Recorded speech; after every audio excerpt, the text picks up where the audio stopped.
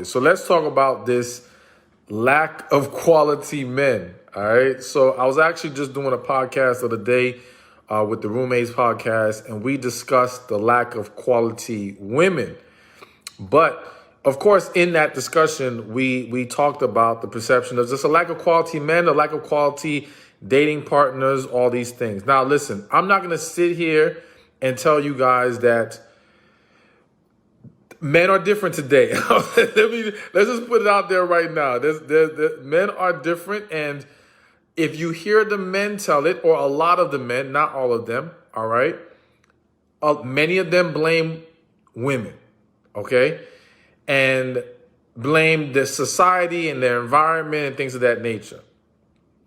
And I think that when the argument is made in reverse about lack of quality women, well, sometimes they make the same argument, or they'll blame men. Well, men aren't leading, men aren't doing this, so on and so forth.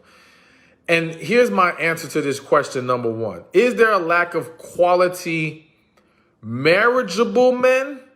Yes. All right. Quality partners where you can have a really successful relationship with?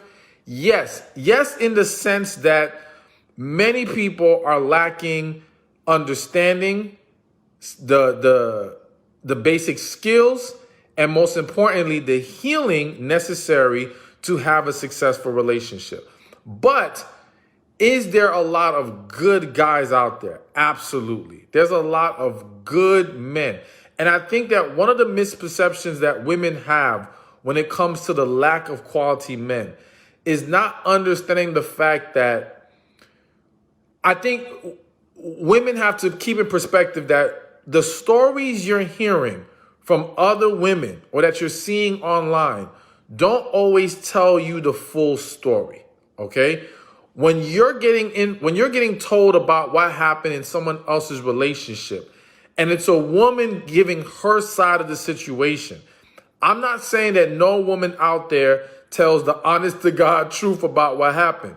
I am saying that a lot of times the woman is giving you a skewed perception of the situation. And in that skewed perception, she may paint the man more negatively than he actually was. All right. Now, for those of you who are thinking, no, that's ridiculous. These men are just garbage. And the story, no, consider this. And I've talked about this in the past, but consider, have any of you ever gotten into an argument or disagreement with a woman? Right? And then later on, you guys both had a mutual friend. And you hear the story that this other woman told the mutual friend. And when you hear the story, it paints you as the negative one, as the aggressor, and paints the other girl as she was innocent. So in these scenarios where the woman is sharing her story, it is not likely that she is going to present herself as the bad one. It's not likely that she's going to mention what she may have done to provoke a situation, to undermine a situation, so on and so forth. So now when you put that in the context of men and women dating, again, the stories that you might hear from your mothers, your sisters, your friends, they don't always tell you everything that happened that led to those issues. And therefore, you start to think, man, all these men are trash. All these men are bad. But they're not. They're not. And I would argue, whenever we argue about good men, good women, a lot of what we're seeing is mismatched relationships. So what I mean by that is when two people who don't belong together get together, you're going to see a negative result. And sometimes even very good people end up doing bad things when they're in the wrong situation. So let's just, again, use women so that you can understand it. Some of you have either been there or you've seen it, where a friend of yours or yourself may be a genuinely good quality woman. But for whatever reason, you made a mistake in your selection of who you dealt with. You know, you got with this man. And because of some of the things that he may have done or your unhappiness in this situation, you now start to act out. You may see it as I'm only doing this because he did so-and-so. Regardless, from the person looking on the outside, they're thinking, man, you're just horrible. When in reality, no, you're just in the wrong place. So why am I saying this? I'm saying this because I'm not validating or making it okay how some men behave in certain relationships. And I want to make clear that some men, as they currently stand, are just low quality, bad men. No doubt about it. But I've seen men be not so great in several relationships, but then once with the right person, flourish in a way that he never flourished before. Be able to be that best man he truly could be. Now, again, that isn't to say get with a guy thinking you can make him flourish. But it is to understand that our perception of lack of quality men or lack of quality women is, again, it's skewed. It's based off of a misunderstanding of what's contributing to that perception. I would argue that most people in this world, when they go into the relation, well, let me not say most people. I'm just going to say that I believe that it's good and that is genuine good in most people. Now, don't get me wrong. I do believe in the idea that some people who are walking this earth are just pure evil. I'm not saying go around accusing people of being that. I'm just saying that, listen, even scripturally, there's points in the Bible that pretty much says there are people who are here who are children of the evil one. It's referenced as that. So to me, there are just some people out here who are just going to be doing some nonsense, end of story. But other than that, for the most part, people are generally good. But again, there's a lot of dysfunctioning happening because of mismatched relationships, lack of healing, so on and so forth. But also what I need you to understand is that when you complain or you take issue with what you perceive to be a lack of quality men, you've got to understand that in life, there's what I believe is two worlds that exist, all right? There's the general world, then there's your world. And what I mean by that is this. Me as a man, I meet a lot of guys who say there's no good women. And I'll say to them, yo, there's plenty of good women. I meet nothing but great women, right? And even though I meet tons of great women, I don't deny the fact that there is an actual lack of quality marriage quality marriageable women. Whether some of y'all agree or not, I do believe that to be the case for the same reasons why I mentioned that there's a lack of men. But I don't have to deal with the lack because I show up in life in a way that allows me to attract the higher quality. Okay? So when you are only meeting low quality men, when all you can see is low quality men, then we have to check, one, are you looking through a broken view? Meaning, is the reason why all you see is low quality men because you are holding on to negative perceptions. Meaning you have been hurt, you have seen men maybe in your family do damage, and so now you project negativity onto all men. You don't see the good because you have too much negative energy dwelling within you. That could be one reason why all you're seeing is a lack of quality men. The second reason is, how are you showing up in life, and are you being of the higher quality you need to be? And let me be specific by saying the higher quality, not just in your perception of higher quality, because of course that's important, not just God's perception of higher quality, but if you're trying to attract men, then you also have to be presenting yourself in the higher quality version that they're looking for, all right?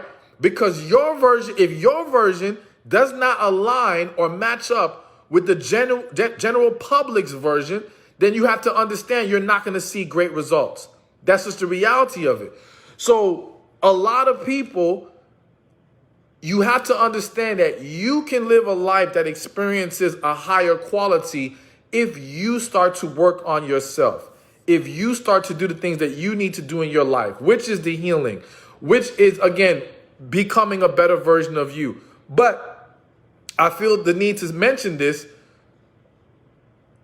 You need to, one thing I've noticed with both men and women who complain about a lack of quality men and women is that they don't get enough, they don't get or embrace enough of the insight from the gender that they're trying to attract. So basically, if I'm a man trying to attract women and trying to receive higher quality women, then I should be gaining perceptions of women on what they view as quality. So let's put it into more plain English.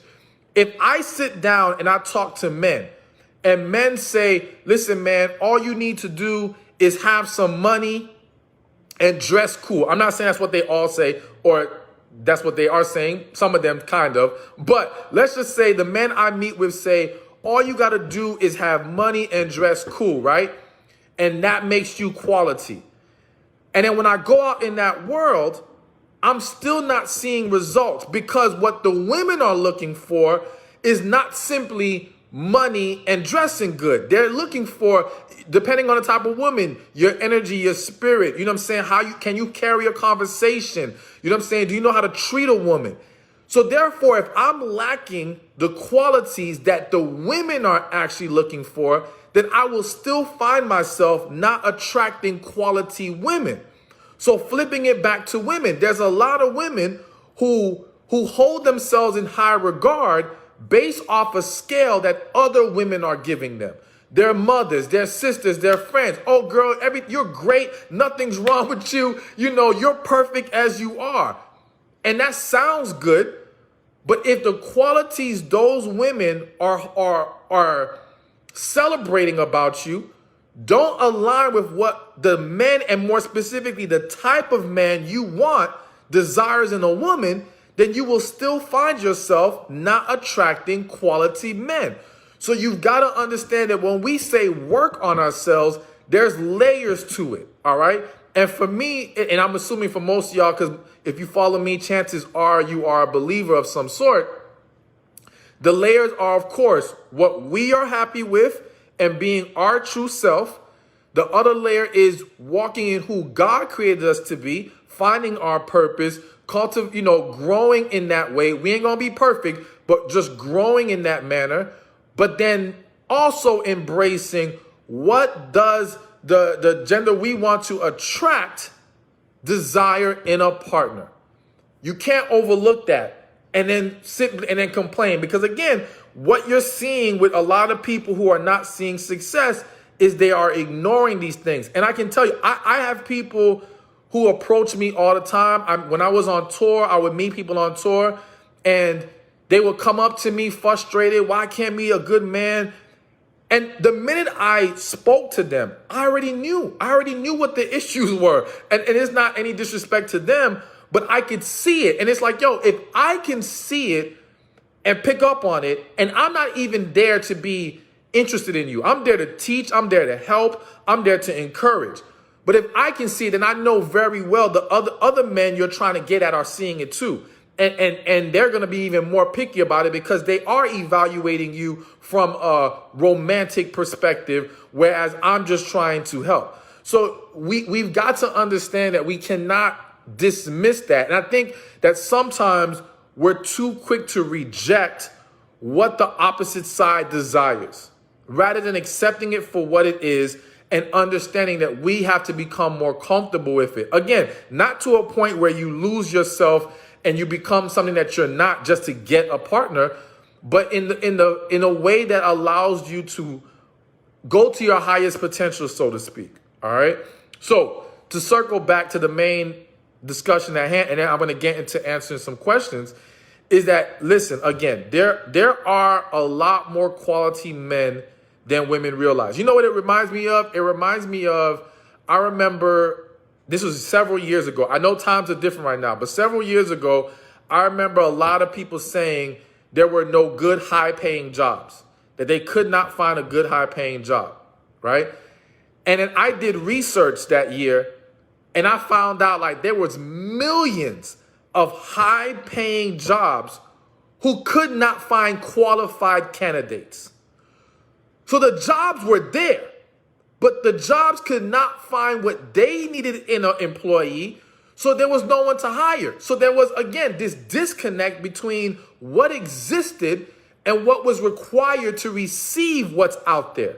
And so bringing that back to relationships is, there's a lot of quality men out there. Believe it or not, I know it may not seem like that at times, but I believe that the disconnect is what these men are looking for is not always being embraced.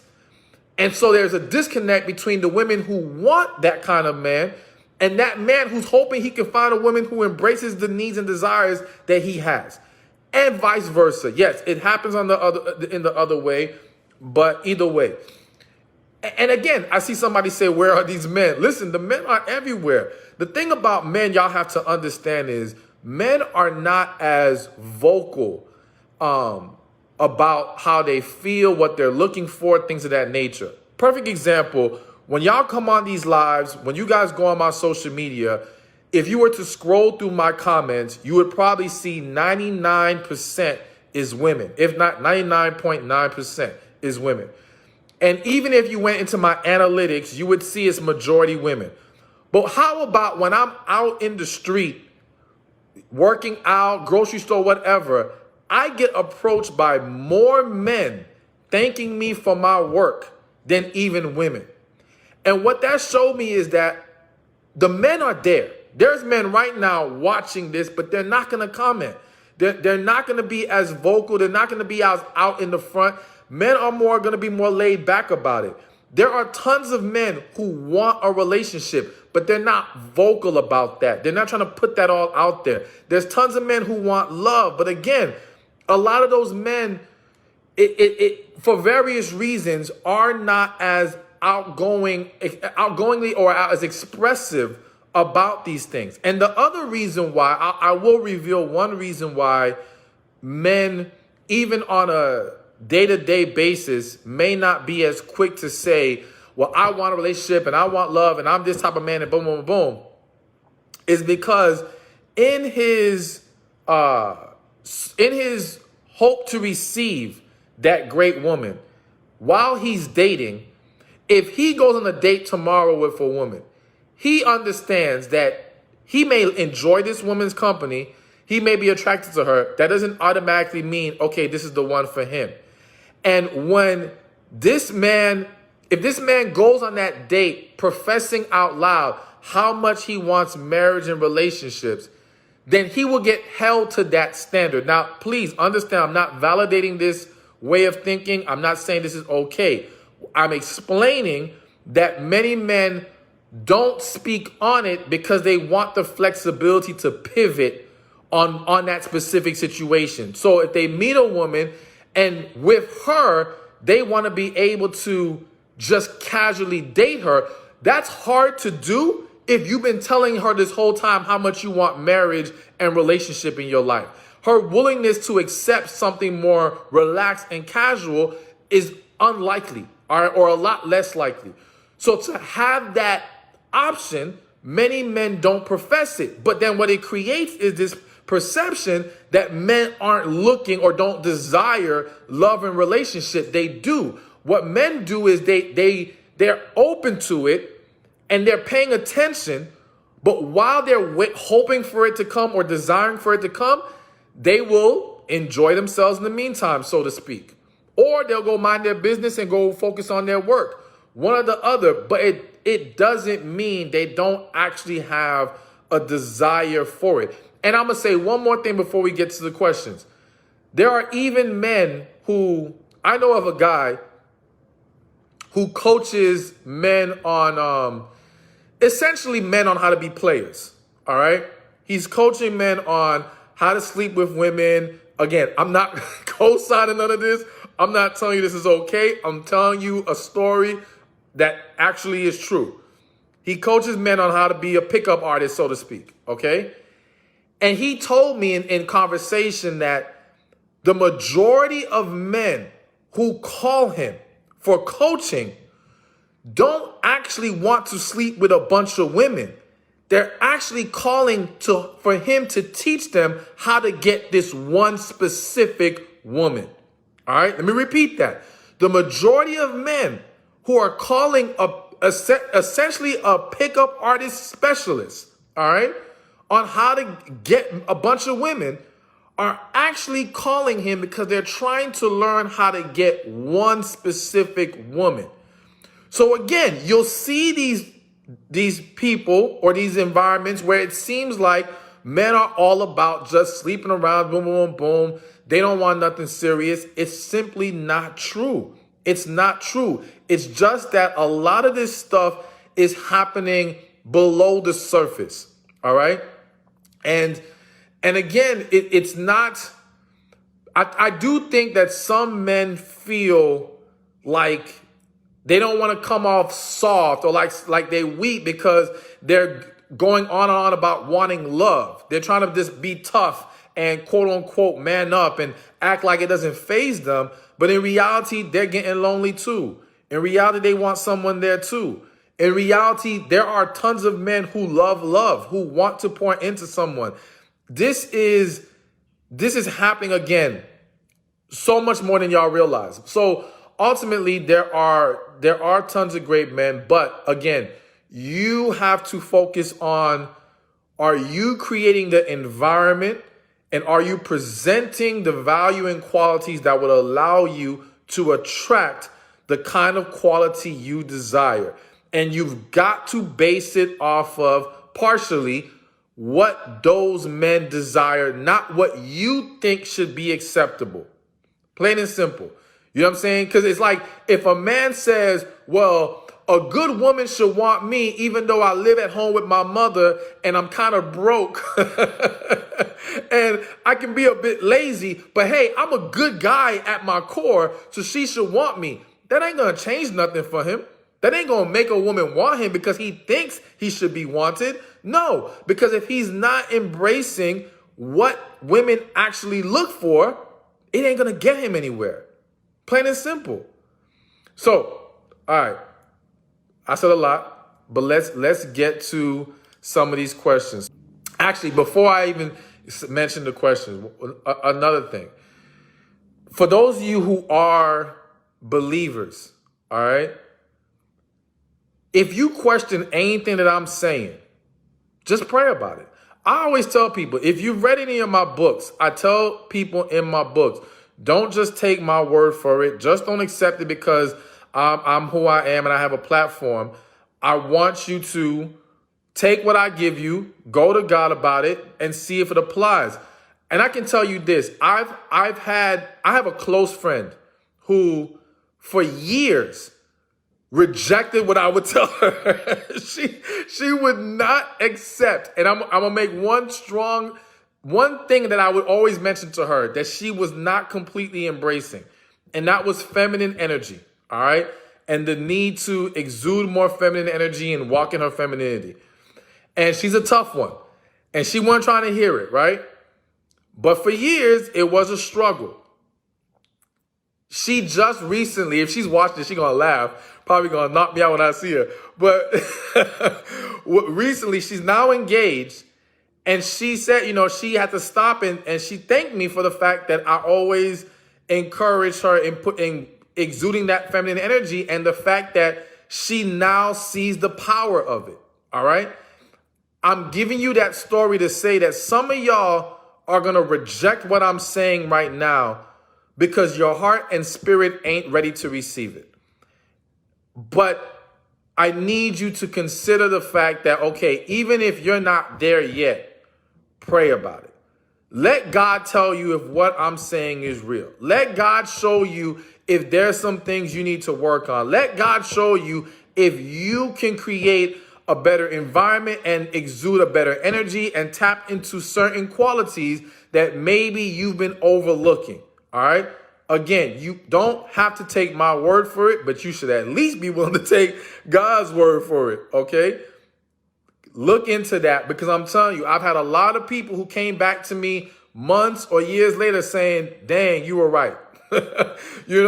You were right. I actually have another friend, same thing, same situation, and she even had to come back and was like, you were right. And my goal isn't about being right. My goal is about you getting what you deserve, you seeing better results, you being able to receive that quality man. And I keep saying I'm going to go to questions, but another one thing I have to say, because we're using words like quality, good men, but we're not defining it, okay?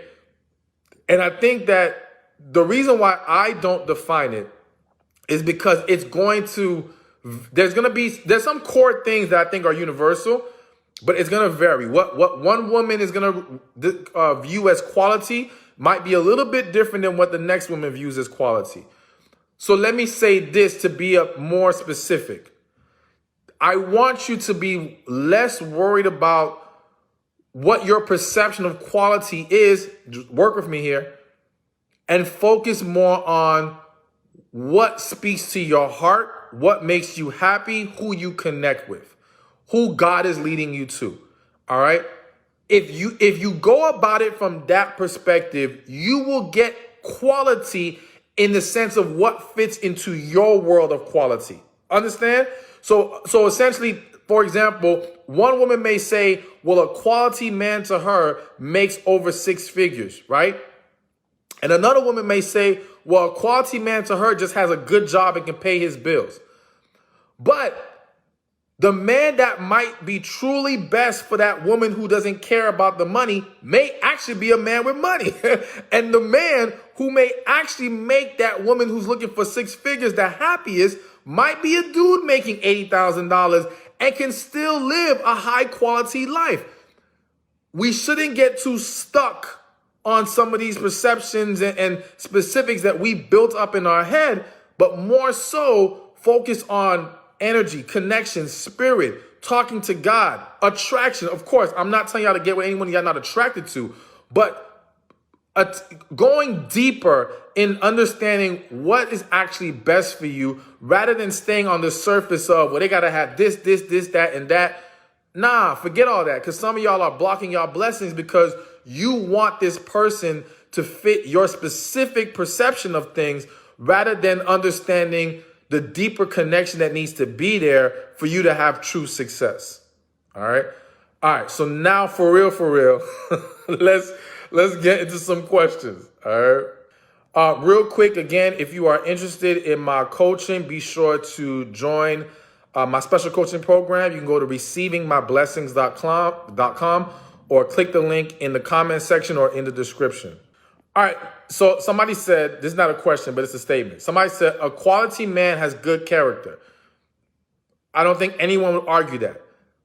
But I do think that the argument can be made that sometimes even the perception of good character can be skewed based off of what people have been through and experienced. So, for example, this is just an example that's coming to my mind, all right? To one woman, you can meet a guy. Let's say there's a guy and he's a great man, all right? And yes, I'm going to throw this in there. Man of God, financially stable, all that, right? But this guy, from time to time, goes to a strip club. so now listen, all right? I'm not saying every week. I'm not saying every month. Every blue moon, he may go to strip club because before he walked into his purpose or his godly, whatever, maybe that was his thing, okay? Now, one woman may look at that and say, oh, hell no, that's an example of bad character. Even though this man is on point in every other way. Whereas the next woman may say, hey, not a big deal. Hell, she might go to the strip club every now and then. Who knows? So this is why I say, again, don't get me wrong. I do think there's a level of core traits, being a good person and communication and things of that nature, being kind, loving. But there is a level of subjectiveness to what some may view as good character, quality, all these things. And this is why, once again, I go to focusing on connection, focusing on talking to God. Does God want you with this person? Is this, y'all two belong together? To me, that's much more important. And now these other little things that you may overly scrutinize can be worked through, because the foundation of who this person is to you and the alignment that y'all can find together is still there. All right, somebody said, but if good and poor, how do you deal with that? All right. So my perception on dealing with a broke man, a good broke man, he's a good dude, but he's broke. And let me just say, to be fair, maybe I'm a little biased, and maybe I'm a little, I don't know, maybe some might consider me harsh in this situation. But to me, his behind should not be in a relationship. To me, broke is temporary if you're going to put in the work. If you're doing what you need to do as a man, you can come out of being broke, all right, and even being poor. For me, and I think, people don't always know my full story, but I went through a period of great struggle. Man, and great struggle is also subjective, okay? But I went through a period of, I was broke, all right? And my behind was not looking for no relationship when I was broke. But what I believe and what I feel like I've learned through grinding, putting in the work, staying on track, and now becoming successful is that the road to success is filled with sacrifice. And the reason why many people are still struggling is because they're unwilling to sacrifice. I wish I had this, but I forgot what it is. Don't quote me, but I want to say something like they say there's a 80% chance as a man, if you get a full-time job, don't have any kids. I think before that, you know what? I'm butchering the whole thing. But either way, there was a formula to where you will not be in poverty if you do these things. All right. I think some of the mistakes a lot of men make while they're still broke is bad money management. They never learn how to manage what they do have. They're unwilling to make certain sacrifices. So sacrifices might mean if you have to stay in, even if it's staying at your mom's house, because there's a huge stigma of living at your mother's house, all right? And let me tell y'all, I did it, and let me just give y'all my scenario real quick. I moved out of my parents' house when I was 21 years old, all right? Was it 21 or 20 years old? I think it was like 20 years old. I was quick to get out of there, all right? I could have stayed, but I was like, hell no, I'm out. I'm very independent, loner. I got to get my own space. Anyways, fast forward, and after I started doing this, all right, being a relationship coach and an author, I was broke for, let's say, 3-4 years. In those 3-4 years, I was living in a house with several roommates. Not one roommate, not two roommates, several roommates. Because listen, that's what you got to do sometimes, okay? Mind you, it was a nice house, so it wasn't like the worst situation. But either way, lived there. Started to make some money. All right, was finally starting to break through and becoming more successful. And I had a choice. I could now go and get my own place, all right? Or I could go stay at my mom's and stack up some more. Now, in my scenario, I did not have to go back to my mother's house. There were other reasons why. Part of it was my sister going through a divorce at the time, spending more time with my mom for at least a little while. There was a few things at play. But either way, to me, it was a sacrifice that allowed me to stack up even more and be in a better position. And I say all that to say that sometimes we've got to be willing to, and let me tell you, when I was going through that struggle period, I wasn't going nowhere. So it wasn't just I wasn't looking for a relationship. I wasn't taking any trips. I had homeboys who were going to Vegas, taking fun trips. I was declining. I was like, no, I got to stack up my money. I got to put my money in the business. I got to grind. I wasn't buying no new clothes. I wasn't going out to the club. I wasn't doing nothing. Anyone who knows me back then will tell you, they would come to the house, and what would I be doing? In the basement, on the computer, on social media, working.